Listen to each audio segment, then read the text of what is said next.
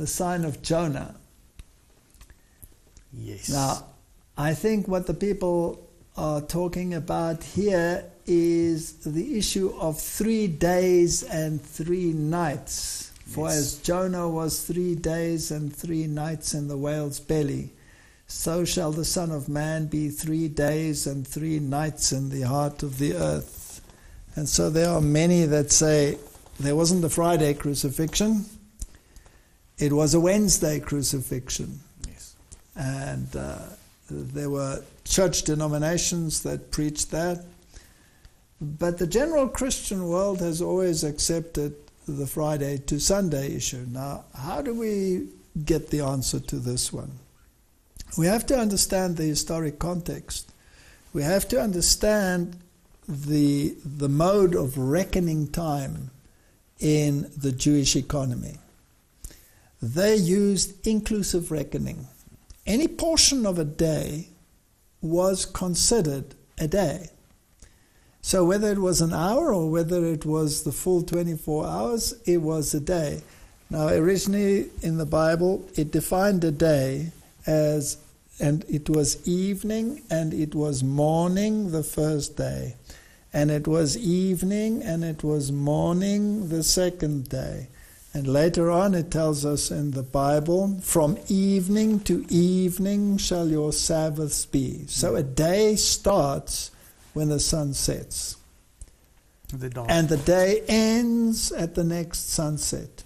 It's actually a beautiful system. So when would it be day one? Any portion of the first day-night period. And so we talk about days, or we talk about evenings and mornings as a designation of the day. If you go to Daniel, the 2,300-day prophecy, it's evening and morning, right? And it was evening and it was morning the first day. That designates a day. So it wouldn't be wrong to translate it 2,300 days in that case, for example.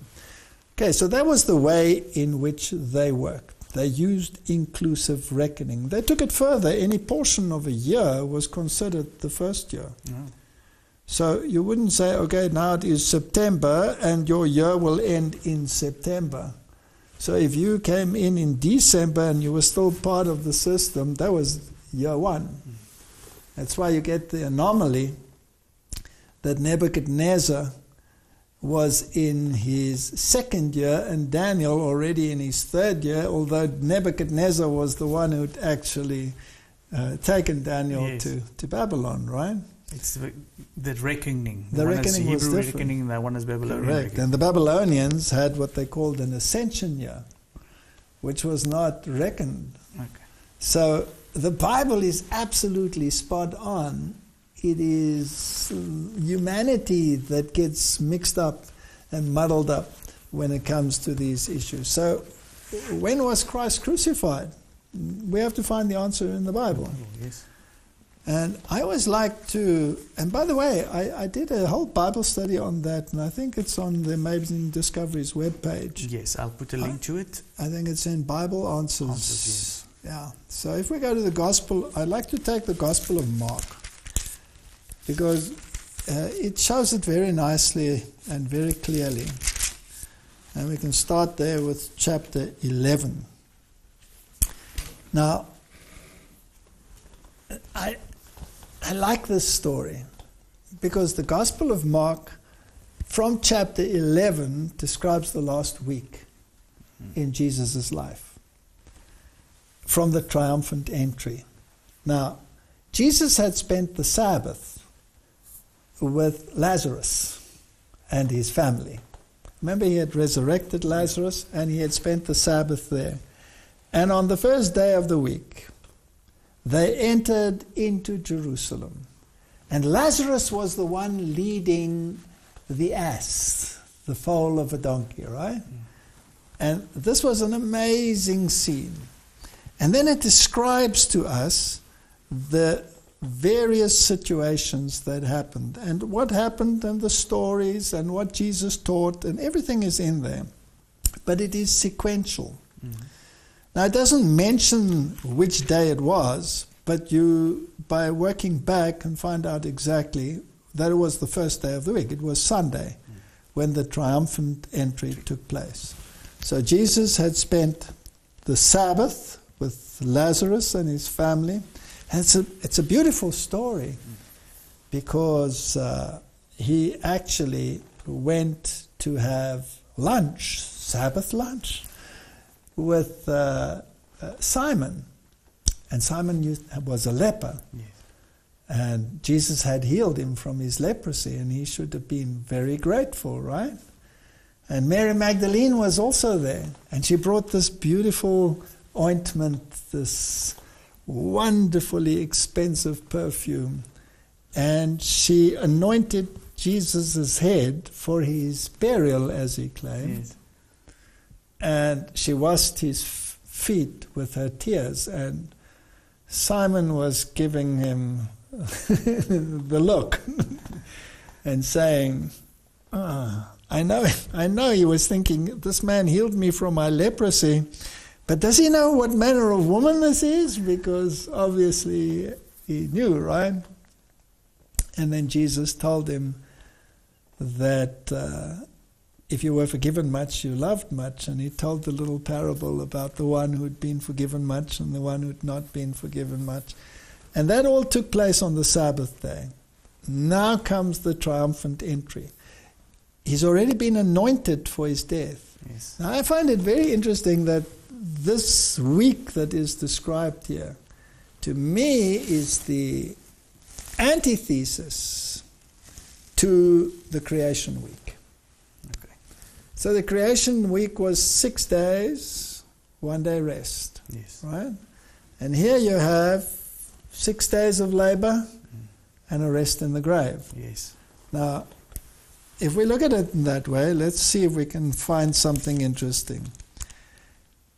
And when they came nigh unto Jerusalem, unto Bethphage and Bethany at the Mount of Olives, he sendeth forth 2 of his disciples, and says unto them, Go your way into the village, over and against you, and as soon as ye be entered into it,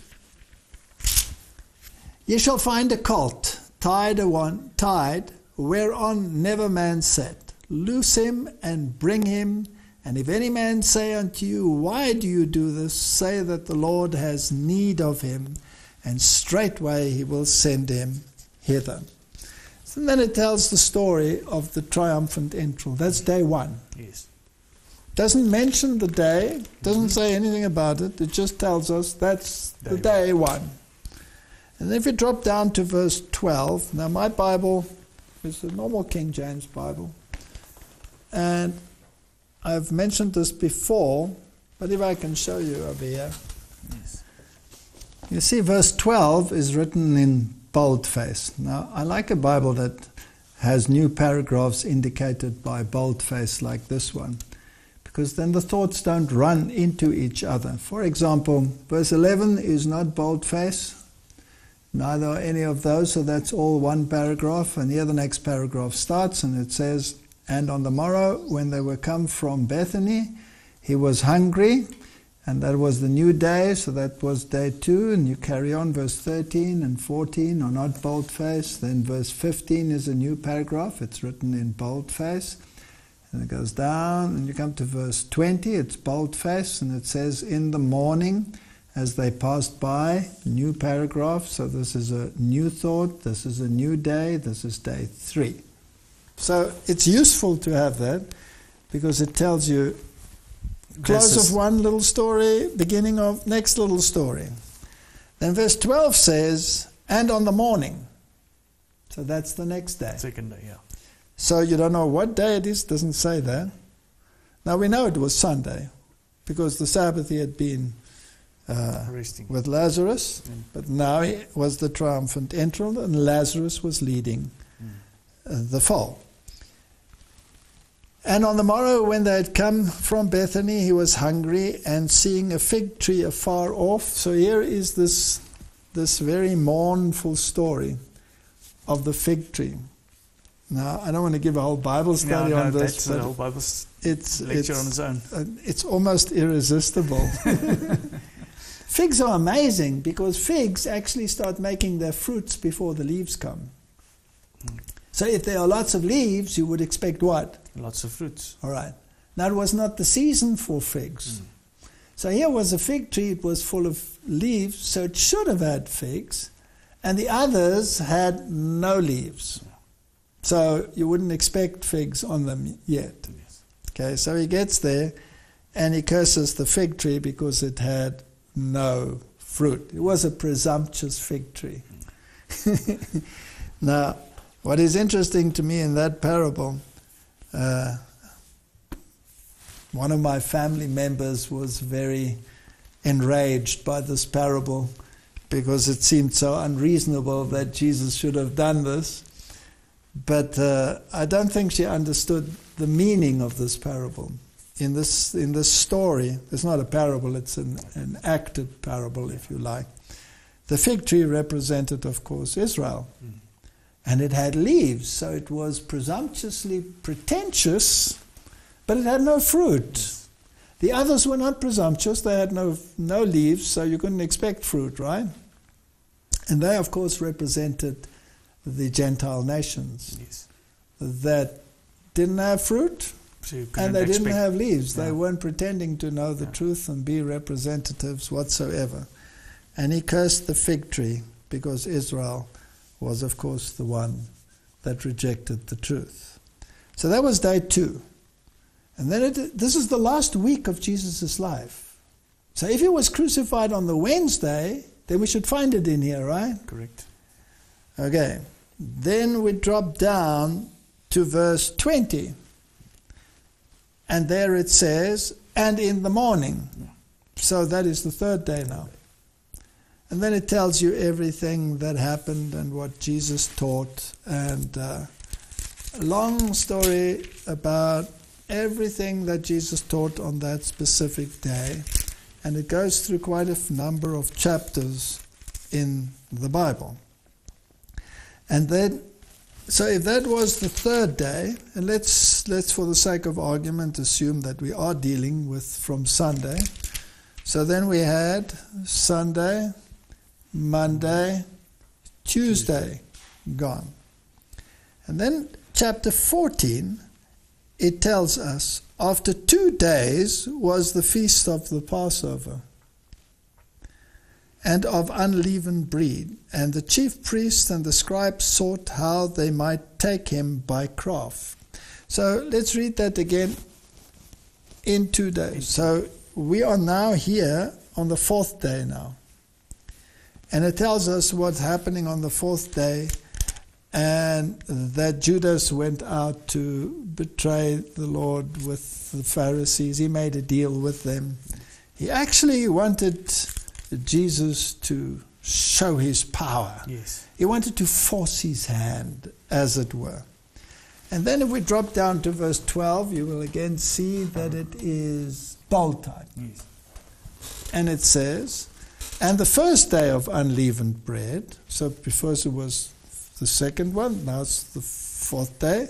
So this is the 5th day. And what happened then? They killed the Passover. So what day was that? That was the Thursday. Yes. His disciples said to him, where wilt thou that we go and prepare that thou might eatest the Passover? Now, they ate the Passover at sunset, right? Yes. So once the sunset was over, what day were you in then? The 6th day. Then you were in the 6th day. So on the 5th day, they're preparing for the Lord's Supper and everything that happened on the Lord's Supper. And that was the 5th day. Now when the sun had set, then it was The 6th. the 6th day. So And this is the Thursday afternoon in the evening is the beginning of the 6th day. Correct. So on that night, Thursday evening, when it became Friday, that evening was Friday, the 6th day, Jesus went out to the Garden of Gethsemane. And everything that happened there in the garden. I'll be doing a sermon next on what the issue was and how it relates to our time, what is important. That'll be the next sermon that we'll be doing on amazing discoveries.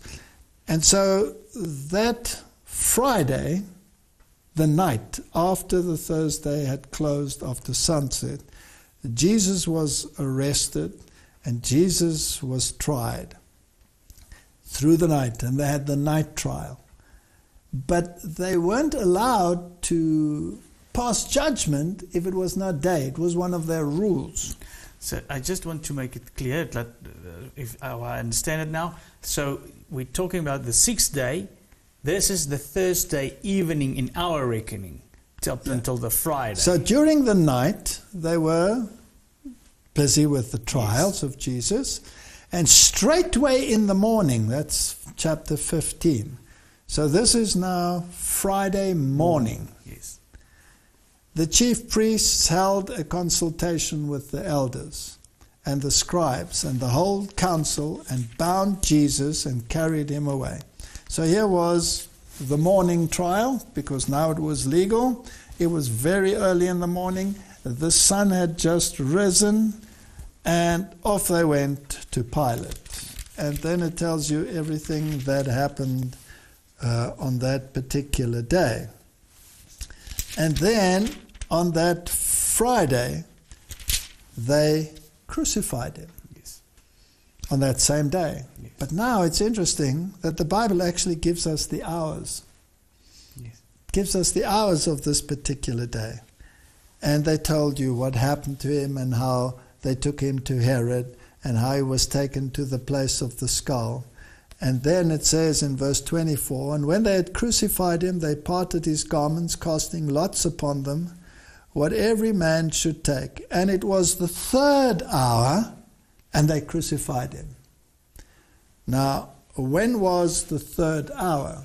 Now, when they started reckoning, not when does the day start and when does the day end, but when does the morning start? Hours, they started counting hours at 6 o'clock in the morning. Yes.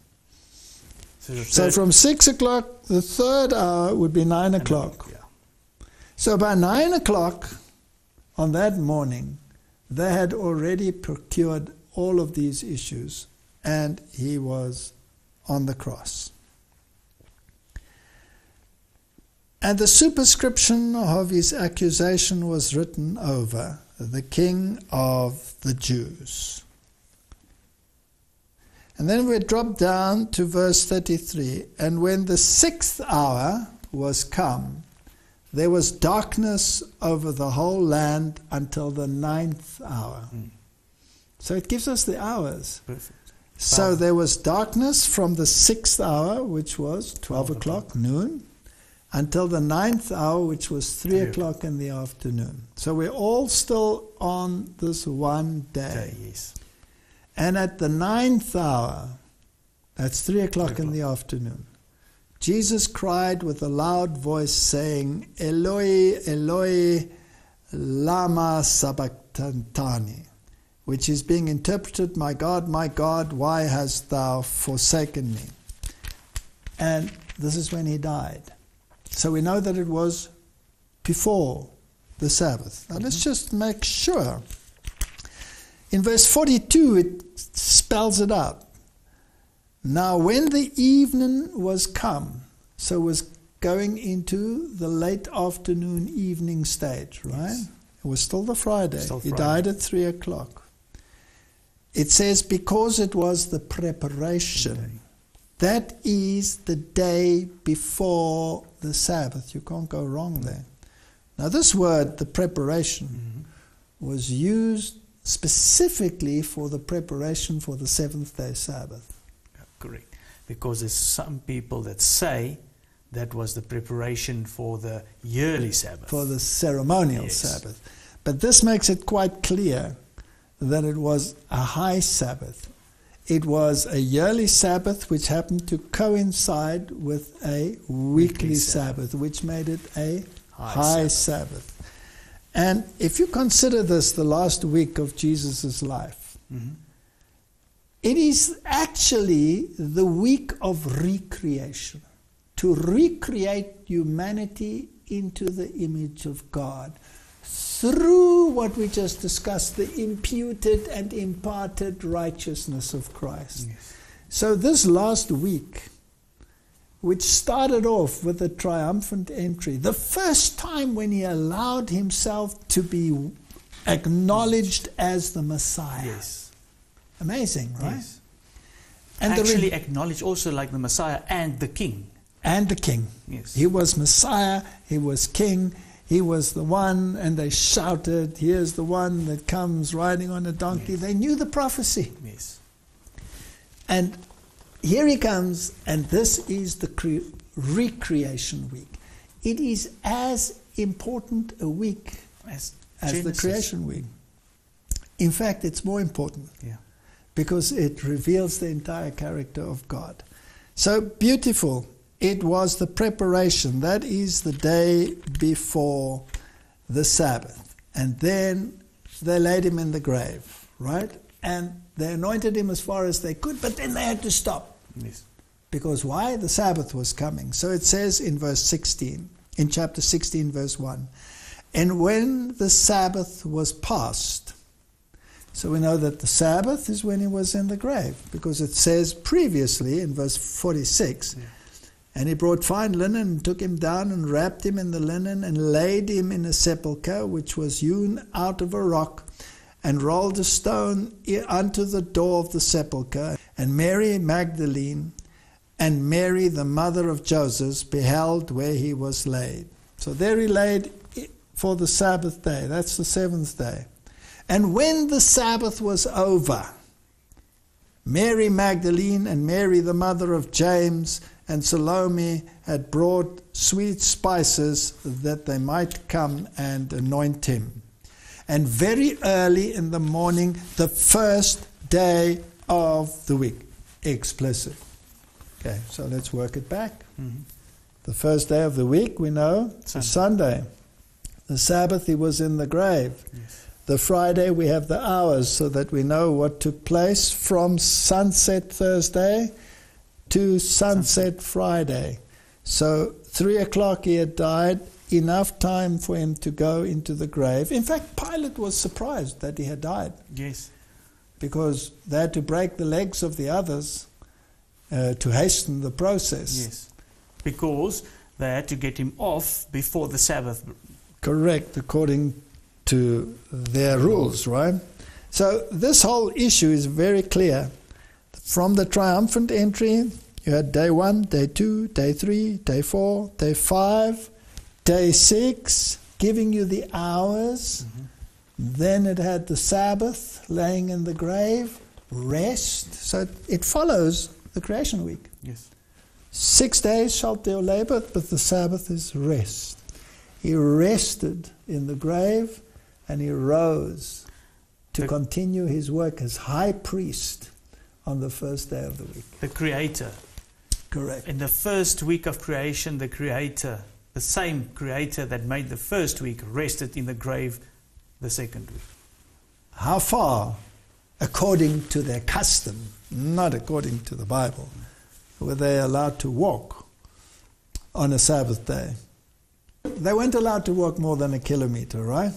So they had all kinds of interesting plans as to how to walk further. Yes. So they used to hide food under a stone and said, well, there where you eat, that's your home, so now you can walk the next one. So, didn't you also mention sometime that they had in their coats woven in, and then they take it off and put it down, and then they can walk another...